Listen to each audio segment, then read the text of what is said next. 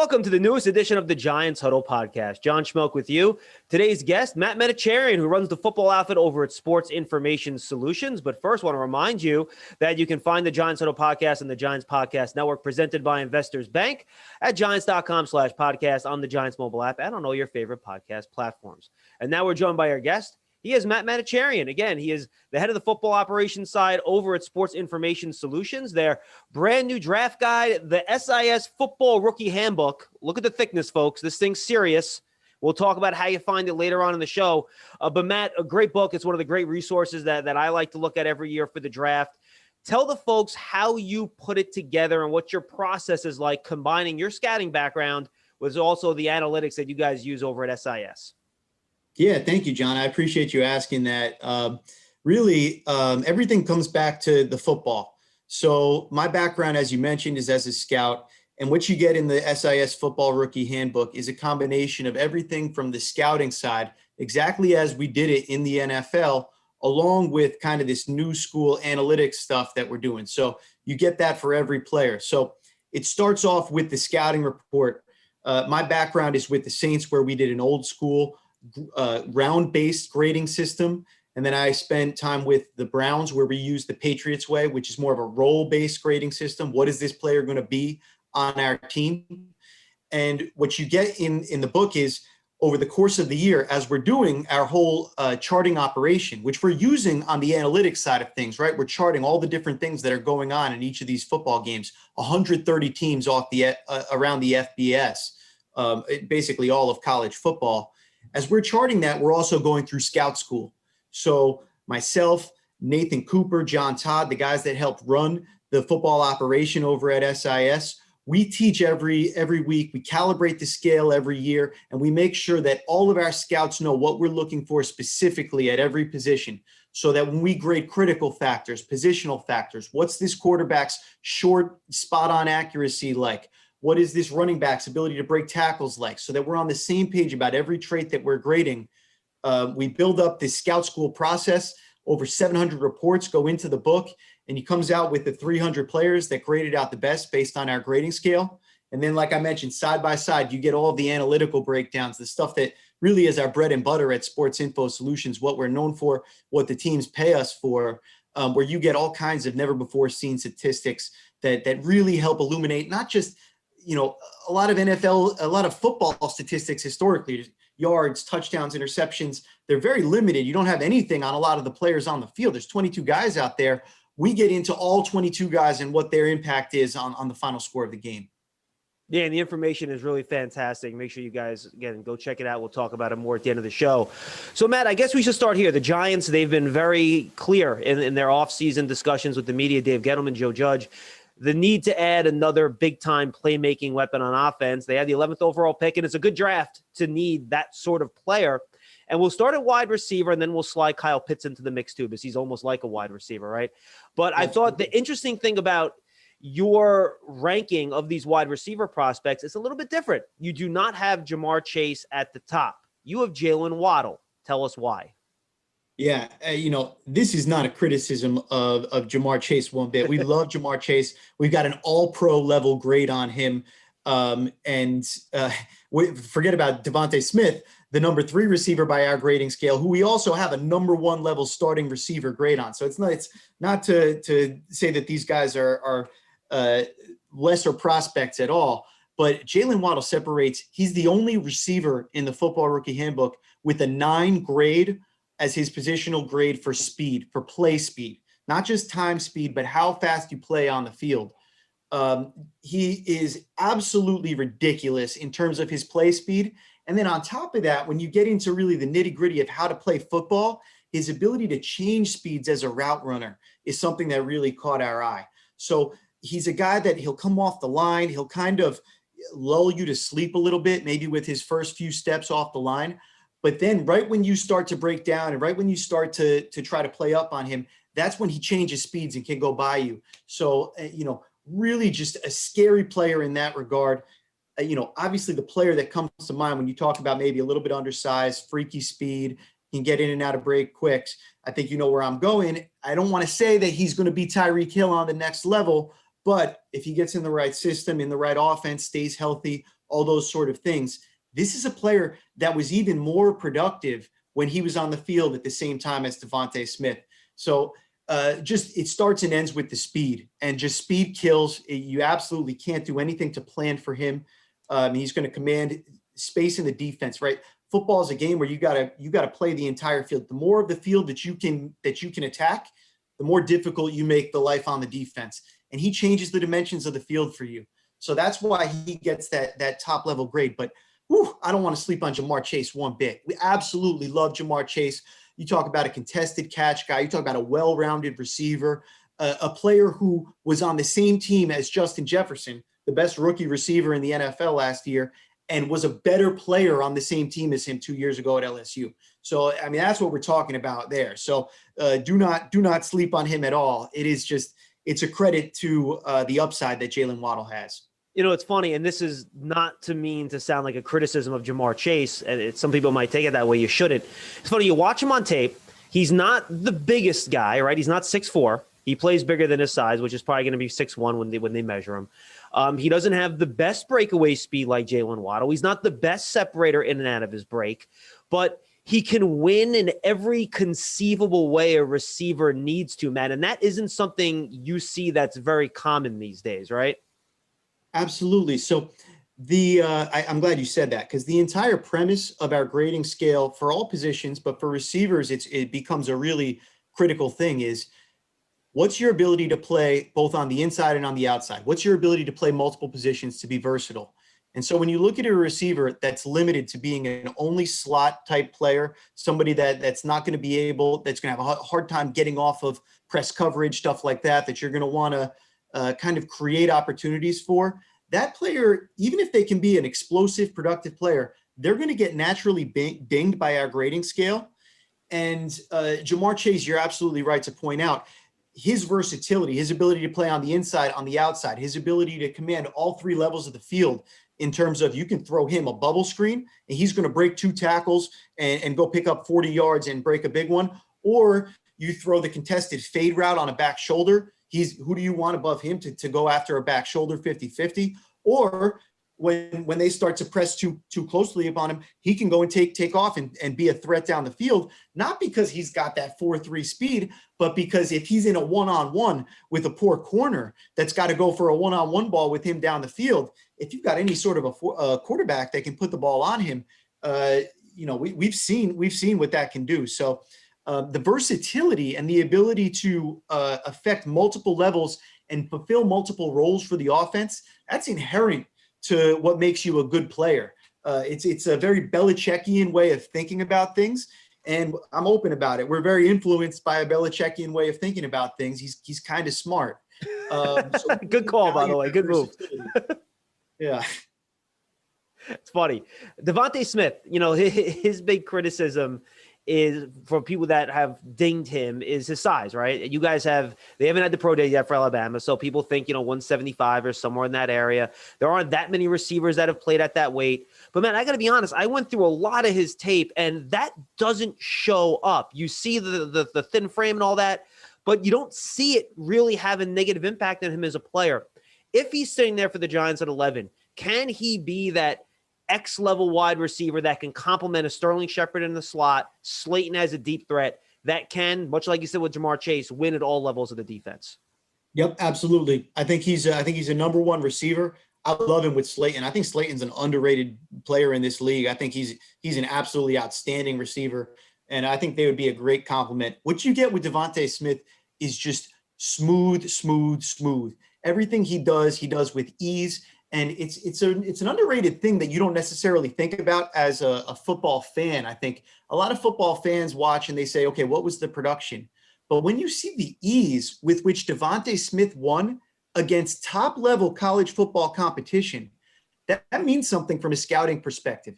I can't think of any receivers that have come out recently who I feel better about their hands than Devontae Smith. I mean, so you can go back. I don't know. Am I allowed to talk about Odell Beckham on a Giants podcast? Of course you are. Yes. Going back though, it's kind of on that level in terms of what he is with his hands. Not to say that he won't drop passes. It happens to everybody, but he has the ability to really make special catches. Every time there's a 50-50 ball, You don't like the chances of that defender. I don't care how big or small Devontae Smith is. Yes, it's a bit of a concern, the frailty aspect of it, really. Anytime you've got a guy that, number one, you've got to deal with press coverage in the NFL in a way that you don't in college. Because press coverage is more difficult, we see less press coverage in college than we do in the NFL, right? You get higher level talent, you get more press coverage. So that's something that's going to have to be an adjustment, something he's going to have to deal with. But yeah, I'd bet on him. I think he's a number one all day long. And I mean, I was just looking up some of the stats because crazy numbers on him. We have something called total points rating this year. You probably remember from last year, we had total points. It's kind of our total player value stat on the analytics side, which basically says, take all the things you did into context, the yards, the touchdowns, the bad plays, the drop passes, how open you got, all that kind of stuff, and fit it into one number. Well, this year we put it on a rating basis. So you get it, a 50 is as bad as you get, and a 99 is as good as you get. So it's like, I got a 50 on my test in math, and you got a 99, as I'm sure you always did in high school. You can tell who the best and the worst is. It's also like a Madden rating a little bit. A 99 is that top player, and an 80, you're talking about a pretty good player. Once you get into the 70s, you're pretty mediocre. We put total points rating on that scale. Each of the last two seasons, Devontae Smith put up a 99 for total points rating. Now, we have a few total points rating 99s this year. This is a special receiver class. But 2 straight seasons of that kind of production where across all of the receivers in FBS and NCAA, he is on that sort of a 99 percentile level. And that would also be comparable to kind of like the WAR statistic in baseball, right? Where you kind of try to put everything into one thing. Yes, absolutely. We actually have a WAR statistic at Sports Info Solutions that just exists on the NFL level right now, but that literally takes our total points formula and it strips out the replacement level value, right? Got it. You can have, all quarterbacks are going to be responsible for more points than all running backs or all offensive linemen or linebackers. But how many points above replacement are they worth is that question. And yeah, you can bet right now with free agency going on, that's being used a lot these days. All right, now let's slide Kyle Pitts into the mix here, and this might seem crazy to people that haven't watched him. We talked about how this is, you have 3 number 1 all-pro graded wide receivers, but Kyle Pitts might be better than all 3 of them, right? He is just ridiculous. People love to talk about positional value because it's really easy to wrap your head around, right? We're talking about what my team needs are. Everybody loves to talk about team needs. You know me, I'm one of these guys that hates team needs. I'm all about best player available.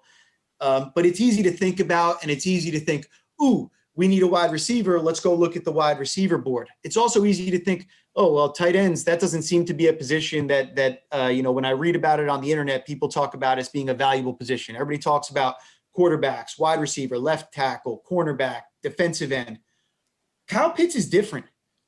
We've got that 7.1 grade on him, an easy all-pro level grade. And if you want to consider him a wide receiver, if it makes you easier to think about him as a big wide receiver, I mean, what do you think about Sterling Shepard as, right? Is he a wide receiver? Is he a tight end? I think when he came out, he was considered a tight end, right? You mean Ingram, right? You mean Evan Ingram? I'm sorry, Evan Ingram. Yep. I can flip the two in my mind. Right, but Evan Ingram, does he ever line up as a tight end, really? It's so rare that you see it. Kyle Pitts will actually do that. He's got the size and he can line up in there, but he's just absolutely special as a receiver. When you looked at the Florida offense this year, there's a good argument that he made Kyle Trask a prospect. I'm not trying to say that I don't want to say that Trask can't play at all. He's our 6th ranked quarterback in the book, certainly a drop off after the top 5 guys at quarterback. But when you look at his performance when Kyle Pitts was playing versus when Pitts wasn't playing, you kind of extrapolate that to Daniel Jones. It's awfully enticing. Very interesting. All right, now once we get past that top group here, let's say there's a chance, by the way, that all 4 guys aren't there when the Giants pick at 11, right? And they say, oh boy, we got to pick the best player available, to your point. Let's wait on wide receiver. We're going to wait to the 2nd round. If you're looking for a guy that can complement a Slayton and a Sterling Shepard, maybe a bigger guy that can play X, make those contested catches, who should the Giants be looking at in round number 2 when they select the number 42? That's interesting. There are a few guys that we would put in that range. So I'm peeking at the Football Rookie Handbook right now. Rashad Bateman, Tylan Wallace, Sage Surratt. Those are all guys that you don't hear as much love for, certainly as those top three guys, that if any of those three are available, they could all fill that role that you're talking about. Quite specifically, that 6-7 grade range is an indicator that they can play inside, they can play outside. We really like those guys, specifically Bateman. I think he'll probably be gone at that point, but he's special. Dwayne Eskridge is a guy that I would think about. Again, I don't know if he fits that X role that you're looking for in terms of what you're asking for. I think he's more of a slot, but if you can't get either of those three guys that I'm talking about in the second round, I think you might want to wait and actually hang out a little bit longer and take advantage of the depth in this receiver class. So you don't think the guy, once you get past that first group of five or so, you don't think there's going to be that much of a difference between the receiver you get at, say, 45 versus the receiver you get it around like 75? If there's one thing I learned from my time in the NFL, it's that there rarely is. When you look at receivers and running backs specifically, those are two positions that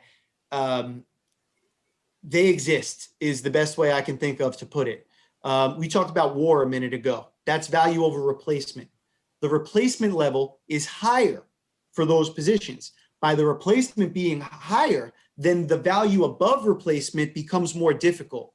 So part of the reason why these top receivers are graded so highly, the three receivers, the one tight end, is because these guys are real replacement level changers, right? Think about Stephon Diggs going to the Bills and all of a sudden turning their number one receiver into their number two receiver, their number two receiver coming into the three receiver. And then, oh yeah, we're going to add Gabriel Davis to the mix. That's what you're talking about when you add those sorts of players. Once you get out of those three guys, I mentioned three names for you that I think are complementary, can be starter, every down level players. After that, you get into the pick and choose. Some guys are slots. Some guys are going to be better on the outside. One name that comes to mind as more of a probably outside type player that I was looking at was Amon-Ra St. Brown. He's an interesting player out of USC. I don't know if he fits the exact possession style role, but you look throughout the draft and just, we talk about a vertical grading scale. So this guy is a top graded player. These guys are middle graded players. These guys are low, but a horizontal grading scale incorporates where's the quarterback board? Where's the wide receiver board? Where's the offensive tackle, the defensive tackle? And when you look across all those levels, every position thins out faster than running back and wide receiver. So that's why I'm more a proponent of, if you're not getting a real difference maker, then it might make more sense to wait and focus on those other positions. Yeah. Final question on the wide receivers. I'm sorry, Matt, I didn't mean to interrupt you. Final question on the wide receivers. You mentioned you got a huge group in that kind of like number 3 wide receiver group. One guy in particular I want to ask you about in that group is Terrace Marshall at LSU, because if you put the ingredients into a wide receiver machine, it'll pop out somebody that probably looks a lot like Terrace Marshall. What are his limitations that you think takes him out of that second tier that you talked about, where you're not so comfortable with him as a 3-down, every down, number 1 or number 2 wide receiver starter? Yeah, I mean, you look at him, the physical tools are amazing. Size, play speed, catch radius, a guy that can make catches outside of his frame all over the place, all that kind of stuff. What I get concerned about is it's a little bit raw right now. You don't see everything coming together in terms of the high level production like we're talking about with some of those other receivers. Receiver these days, it's become a thing where in college football, you better be able to demonstrate that you're going to be a difference maker that actually shows the difference making talent on the field before we're going to buy in on that all the way. So I think a little bit of what you saw was scheming him open and kind of him being a guy that's either he's going to run vertically straight down the field, where there's not a lot of like shiftiness in his route tree as far as being able to do different things. But in terms of upside, I agree with you, because size, speed, hands, sign me up, right?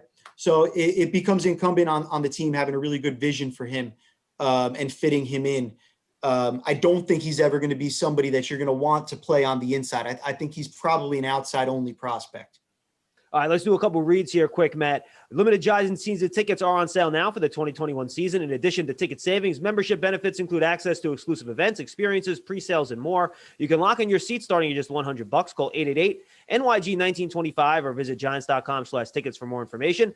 Giant fans get a New York Giants checking account from Investors Bank with the Giants branded debit card, security features, and discounts at the Giants online shop. You can earn up to $250 when you open an account at investorsbank.com/Giants, member FDIC. And finally, don't miss out on your chance to experience a premier hospitality experience watching Giant games and world-class concerts in 2021 as a Giant Suite partner. Limited full season locations are available, or place a deposit for individual games. Once again, it's 888-NYG-1925 or visit giants.com/suites for more information. All right, Matt, let's move over to the offensive line here. And folks, just so you understand, Matt and I are recording this at the end of the week prior to the start of free agency. We basically just found out the Giants let go of Kevin Zeitler. I didn't want to do a free agency podcast at the start of free agency on Monday because, frankly, things can change hour to hour. And by the time the podcast is up, you're going to have something new happen. So we figured do draft to start the week. But, Matt, now the Giants might be in the need of an offensive lineman here. They got a lot of young guys from last year: Shane Lemieux, Matt Parrott, Andrew Thomas. Nick Gates was really a first-year center playing that position. So maybe they want to add another offensive lineman for competition or a starter. You guys have Penei Sewell as one of your highest graded players in this draft class. Odds are, and you can stop me really quickly, you don't think he's making it to 11 where the Giants are picking, right? No, I don't think you got a chance at him at 11. I'd be shocked. Okay, so let's move past him then. Let's go to the next guy. That's Rashawn Slater. And you watch his tape from 2019. It looks impressive. His arms measured at 33 inches exactly. A little bit short for a tackle, but you guys do think he can play that position, right? Is he a guy that really, just from a grading talent perspective, could be an option for the Giants at 11th overall? Yeah, absolutely. I think that's probably where he fits in, right around that range of the draft. Rashawn Slater is a really interesting prospect because you're talking about a guy that has the physical traits that you look for, but also really a good athlete, really somebody that has that sort of dancing bear persona that you look for, somebody who plays intelligently, takes good angles. He's got strong hands, strong upper body so that he can control other players. You see the ability to the flexibility in his lower body. I think that's a big part of what his game is. Not the prototypical left tackle, arm length, Anthony Munoz, whatever you want to talk about as far as that goes. But, I know Andrew Thomas had his ups and downs throughout the year last year, but we absolutely loved Andrew Thomas coming out. And I think as the year went on, he started to settle in a little bit. For sure. I think if you got a Rashawn Slater in here to complement him at a right tackle, now you're talking about bookends. You're talking about 10-year bookends and really having setting yourself up well. So I would love him with that pick there. I know I talked about those 4 receivers, but I think, your sense that he could be an interesting player there for the Giants is absolutely right. And even if Matt Parrott hits it right tackle, right, and he hits his ceiling, everything works out, then all of a sudden you're staring at probably an all-pro guard with Slater, too, right, if you move him inside. Yeah, absolutely. I think you've got positional versatility. I think with Slater, you look at somebody who you could make an argument that he fits better on the inside. I don't think I'm the person that I would personally say that. I think I'd want his athleticism on the outside, but the arm length becomes less of an issue the more you move inside. And he's kind of one of these 5-position offensive linemen. Pugh, who the Giants drafted several years ago, was probably a guy that fit better on the inside than the outside, even though he was drafted with a vision to play tackle. Could be similar in that regard because similar traits in terms of the athleticism, but maybe the lack of length there. I wouldn't rule it out one bit. See, I love it when scouts have different opinions on guys, and it shows that you guys are doing your own work and doing a different type of work because you come to different conclusions. And this next group of tackles after those 2, I find it really interesting because you have a couple guys that some people have graded as the next group of tackles. You think they're guards, guys like Tevin Jenkins and Alex Leatherwood, even Deontay Smith. A lot of people think there's a tackle. You guys have him as a guard. Just take me through that next group of offensive linemen if the Giants do want to try to snag someone at around that spot at 42 in the second round. Right. So you mentioned a few of those guys, and Leatherwood in particular was a guy that we went back and forth on.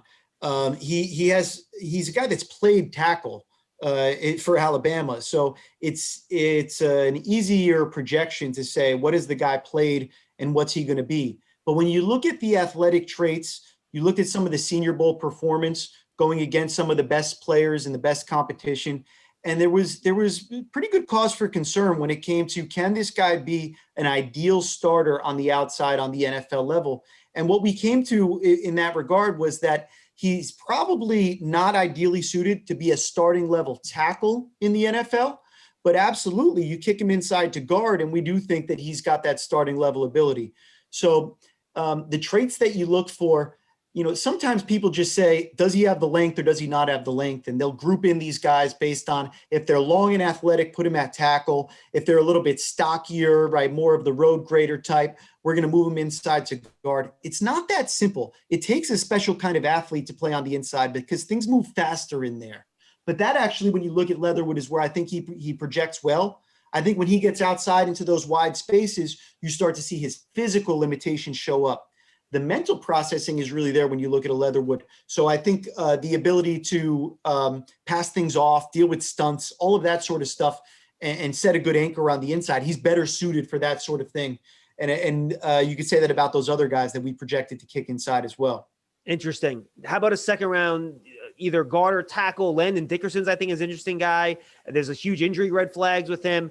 Anyone else that you guys really have focused on in that 40 area in the second round that you think could be a really good offensive line value for the Giants?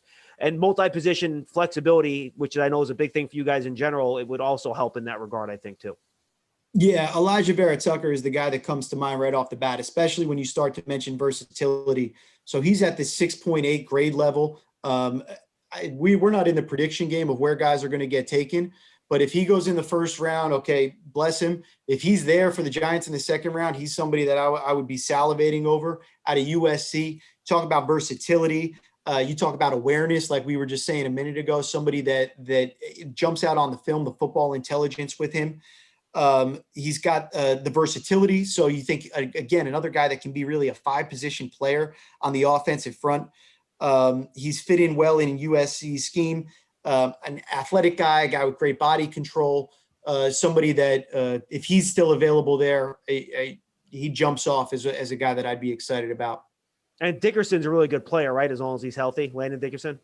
Oh yeah, absolutely. When we looked at Dickerson, we grade these players based on their talent level. So we grade them based on how we see them. We try not to involve the injury aspect into it too much. That's got to be a concern when you talk about him. But I mean, leave that to the doctors. In terms of the play on the field, absolutely a guy, again, talk about versatility, somebody that can probably play multiple positions for you. All right, let's go to the defensive side of the ball. I'll leave the two big needs for second and third here. But another guy that you are a bit of an outlier on, and I love it, I want to know why. Micah Parsons, you think him he's more of a Will than a Mike, which I know is different from some people. And you also don't even have him as your top Will linebacker. Tell me why. So, I mean, we have a decent grade on him. We think he's a good player. It's probably a combination of us being a little bit higher on some other players, and that happens with us. I'm pulling up our reports right now to look at the guys that we have rated above him, just to jostle my memory. Sure. So above him, you look at Jeremiah Owusu-Koramoah out of Notre Dame. He's the type of player that we think of as potentially the future of the will linebacker position. One of these true overhang defenders who, when you look at the way that football is going these days and the way that college football is trickling into the NFL, the sort of player with the versatility that he possesses, somebody that we really love. Dylan Moses, I wrote the report on. I'm way high on him compared to a lot of other people. He played injured last year at Alabama and was not at his full strength and speed.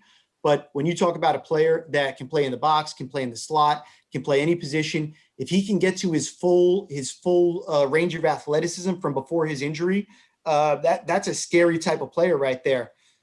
In terms of Parsons, it's not to say that we dislike Parsons. We're a little bit less enamored, though, with guys that do more of their work in the box, rather than on the back end. And we got concerned about the pass coverage ability. So I don't want to criticize him and make it out like we gave him a bad grade. We think he's a bad player. A 6.7 final grade is an indication that we think you're a starting level player in the NFL. Not just a starter, but a starter level on a Super Bowl level team, right? A starting level player. So he's a guy that you have to circle for his play speed, his range, his ability to do all those things in the run game that you look for. But barely saw him play man coverage at Penn State. And in zone coverage, he was not a guy that stood out as being a real plus defender. So if you're not a plus player in the pass game, it's hard for us to give you that transcendent level grade. He's right there, though, amongst the top wheels, though. I'm not going to lie.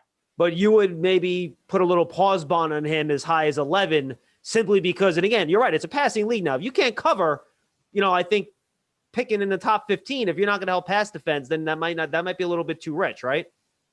Yep, it's rich for me. Here I was a year ago saying that the Giants were too high on Blake Martinez, and I wasn't a big believer on what he could do either. Blake Martinez outplayed my expectations this past year, so you never know how they're going to perform until you unwrap the gifts and you get to see how they play on the field. But for me, 11 would be rich. All right, let's go to cornerback, man. And I think there are some guys at cornerback that maybe wouldn't be too rich at number 11, right? Oh, I mean, there's one guy that I think of right away, and then that's Patrick Surtain Jr., the second, whatever you want to call him. He's that guy for me. I grew up watching his father, Patrick Surtain Sr., and I'm probably biased in my eval because of the type of player that he was and what he was able to produce. But this is a guy that, when you watch him on film, he reminds you of his father in so many ways, because Patrick Surtain Sr. was not a high draft pick because he was not a 4.3 guy, and he was more of a technician and more of a guy that got by with physicality and instincts and intelligence and versatility. And this is the second coming, if I've ever seen it. He's been somebody that's played for 3 years at Alabama, true third-year junior, been a key part of their secondary the entire time. People are afraid to throw at him. He did give up some production. If you look into his charting stats over the last year, there were times when they threw in his direction and they were able to get some production. But what you're talking about here is production that's similar to when you would say Belichick would put his best corner on the solo side of the field and give double coverage on the other side to his. That's what Surtain has been a lot in the Alabama defense. So he's a guy, he performs well in man, performs well in zone. You know exactly what you're getting from a professionalism standpoint. Not going to run the 4.3, but also we're not going to hold that against him like we did his father, because we learned our lesson the first time, hopefully. So I'd be excited about him at number 11. Allow me to slobber over Caleb Farley for a second. I have not seen a cornerback on tape, Matt, that gets beat over the top, but can make up the distance that he gets, that the receiver gets separation on him. His closing speed is off the charts. If he can get that technical stuff worked out, and who knows what he's been doing the last year, he obviously opted out in the 2020 season. Is he the guy that you think might have the highest ceiling because of his raw physical tools? Yeah, I mean, physically speaking, you're absolutely right. Size, speed, and not just time, speed metrics like that. Like you said, there are times where he got beat. There are times where he got turned around. There were times where he was out of position, and we're going back from film from his redshirt sophomore year. So this isn't exactly him looking at him and comparing apples to apples when we compare him to guys that played in 2020. But when he got into those situations, the ability to get himself out of jams, the looseness of his hips, that's something that you constantly come back to when you're evaluating corners, because guys that are tight in the hips, even if you can run in a straight line, you're not going to be able to stay with people. You love the play speed and the reactive athleticism that Farley brings to the table. You mentioned what the concerns are, but upside-wise, absolutely. How close do you have J.C. Horn to those two guys? And then just a follow-up, how scheme-specific are all three of those guys, or can each guy do a little bit of everything? Yep, we've got J.C. Horn tied in terms of grades with Caleb Farley. So Surtain's our number one rated guy. We've got a Pro Bowl level grade on him. We think that his scheme versatility is really what sets him apart. J.C. Horn, you talk about him, you talk about a guy with great productivity, 99 rating in coverage this past year in terms of total points rating. So, absolutely special in that regard. Prefer him in a press man scheme. That's where he really stands out. That's where he's really been productive. No NFL team is going to mind that whatsoever. If you can get guys that can do it, you're all about it. He's just got that physicality. Farley, I think also you look at as somebody that is probably a little bit better suited to play man than play zone right off the bat. He's a little bit more see ball, get ball, and you don't want to complicate things too much maybe right off the bat. But again, I've seen too many times that you take the projection and you think one thing based on the scheme that you're playing in college, and all of a sudden you give them different coaching and these guys are a whole different animal. So until you can really, get them up on the board and understand what their understanding is of the different schemes, Steve Spagnuolo had a way of being able to take things for he could have an idiot corner and be able to teach him how to play like a genius. And that's what was special about Spags. What's still special about Spags to me, with these guys, sometimes taking what they've been in college and the way they're used, there can be holes in terms of being able to project that out. Yeah, no question about it. How long can you wait, Matt, if you're looking for a true outside cornerback that can step in and help you right away? Does it have to be round 2, or can you maybe squeeze one out on the top of round 3? I don't think you can wait until round 3 one bit. You can get lucky. You can find a zone corner if you're going to play a lot of cloud with somebody and be able to put them in situations to be successful. But if you're looking for somebody that's really going to be able to be a number 1, 2, or 3 corner, you got to go get them. Fair enough. Edge rusher. This is a fascinating group to me. First question I'll ask, anybody in this group at edge, in your opinion, a top 15 player in the class? If it's anybody, it's Jalen Phillips out of Miami. He's our rated guy. It would be a little bit rich for me there. We've got an injury flag on him as well, but he's somebody that we think is a good starting level player kind of across the board. Excellent size, got the prototypical kind of left defensive end type of ability. So somebody that I scouted in the past when I was with New Orleans was Cam Jordan coming out. And that was really the thing that it was about him, was he wasn't going to be that freak edge rusher that you looked at as an ideal weak side right defensive end. This is somebody that's more going to fit in on the left side, play over the tight end, be able to dominate the tight end, have length and strength to set the edge, and then also be a good pass rusher, but probably not a perennial double-digit guy, anything like that. So if you can adjust your level of expectation, we do think he's got an excellent ability to bend. And another guy, 98 total points rating this past season. So he's a really good player right there. He'd be the first one I'd take off the board, but I'd hesitate with him or with really anybody else to say a number, up hop that high that I'd be all about him. Yeah, and that's why I think the second round is an interesting landing spot for some of these edge guys. Matt, people overdraft edge players because the position value is so high, right? And every one of these guys I'm going to list here, Azeez Ojulari, smaller guy, didn't play every down. Kwity Paye did not have a lot of production, only played 5 games this year.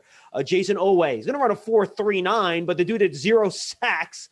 Gregory Rousseau opted out, big specimen, but doesn't get off the line well. Got a lot of his sacks playing inside, not outside. Carlos Basham's a 280-pound defensive end. I mean, these guys are all, there's something that you can have a legitimate question about. Is this really a boom or bust next group of guys where you can have 1 or 2 maybe really hit, but then the other guys, it just might not work out?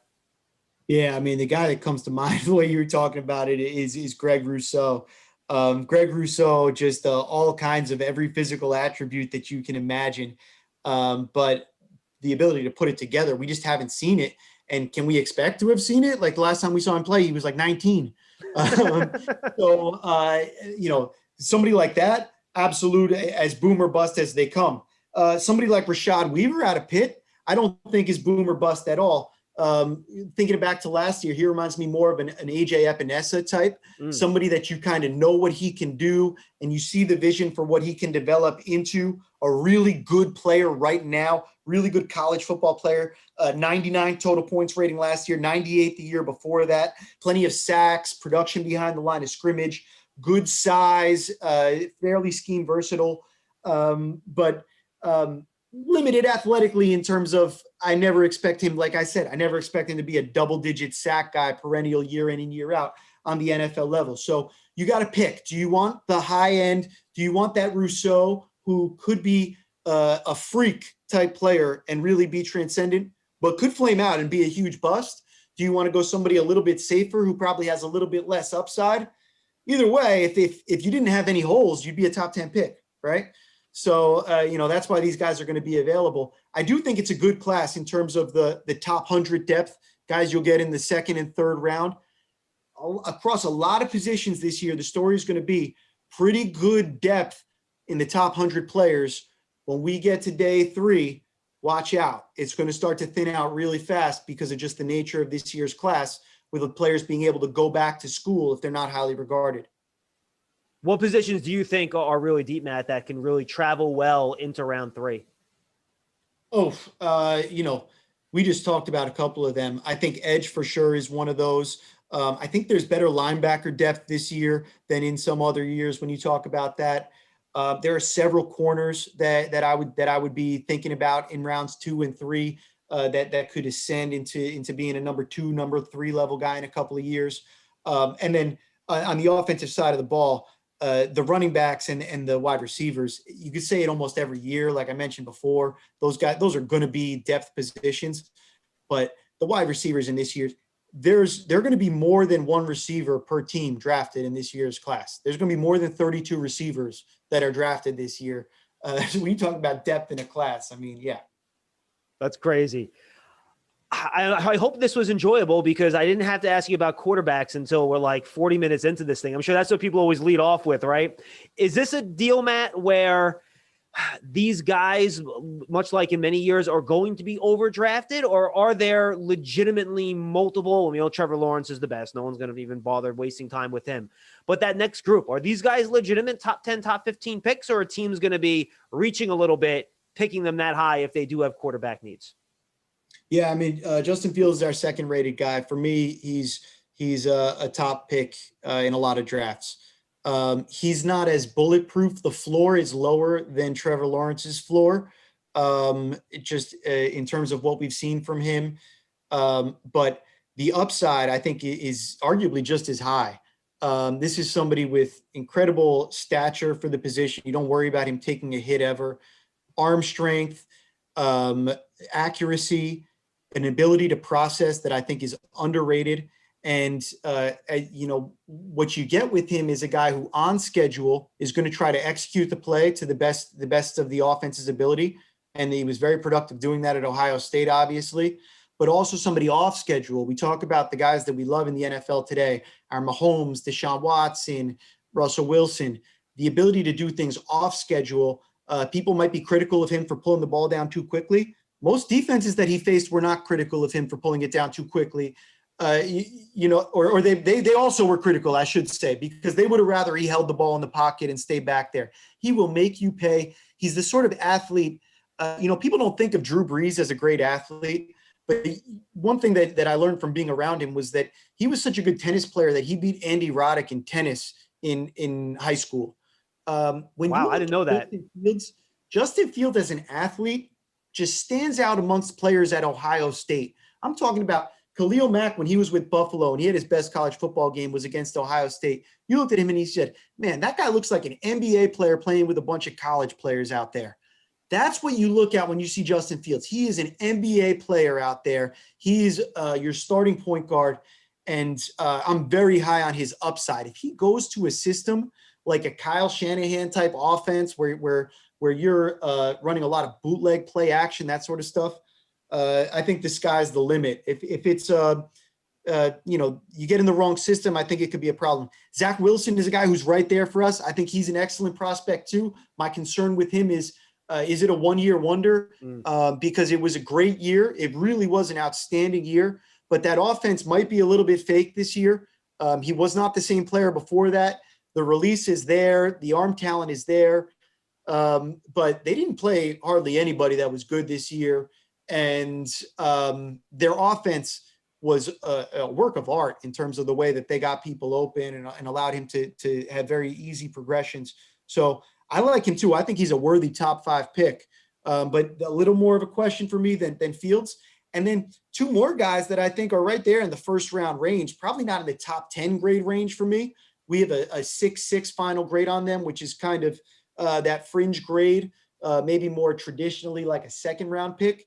But both Mac Jones, I'll separate them, but I'll mention them together. Mac Jones and Trey Lance couldn't be more different, but they're right next to each other for me on the scale. Mac Jones is a terrible athlete with incredible accuracy. He's way up there on all of our leaderboards in terms of what he did as a passer this year, but you almost never saw him perform under pressure at all. And you almost never saw him perform outside of the pocket, outside of that structure. So he's not going to get the benefit of only seeing single high. The way, if you look at Justin Herbert and the way he exceeded expectations, a big part of the reason why I'm so high on Justin Fields and Trevor Lawrence, their threat as runners forces the defense to have to play a certain way. It changes your box count. It changes your ability to play with 2 high safeties. Mac Jones gets none of the benefit of that. So that's going to be the difficulty for him. At the same time, he's as well suited as anybody to step right in and play basically immediately, because his ability to process and all those things, the clutch performance, the high level, that stuff's all there. Trey Lance, it's totally different. We saw one game this past year. We saw him play a ton in 2019. The stats are great. When you watch the film, it's a whole different story. You're looking at a guy who has a running back. You're like, oh, wow, he's running these dudes over. Yeah, he's running, FCS players over. He's running lesser competition over. So I think if he was a running back, I think he's draftable as a running back, to be honest. That's what you're talking about athletically when you talk about him. But of course, he's not a running back. He's a passer, and he's got arm talent. He's got a gun. You see he flashes accuracy. It's a little bit Josh Allen-like, where you see that flash of a throw where you're like, ooh, that throw is interesting. But then you don't see him string it together. Love from last year, Jordan Love, a little bit similar to that. You don't see him string it together as a passer. And there are a lot of questionable things from a processing standpoint, a quality of competition standpoint. So he's somebody that's the opposite of Jones, because all the athleticism, all the upside, but please give him a year or 2 to develop and create the right, or at least if you're going to use him in year 1, it's got to be a Jalen Hurts type of, we're going to use him in this role and this role only, and build from there. All right, final 2 questions, Matt.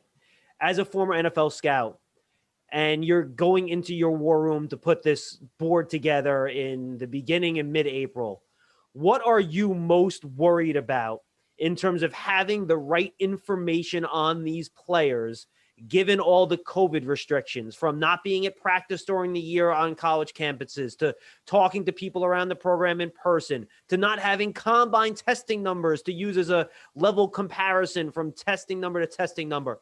What's front of mind for you if you're back in the NFL and you're trying to put your final board together, knowing the limitations your scouting staff was under this year?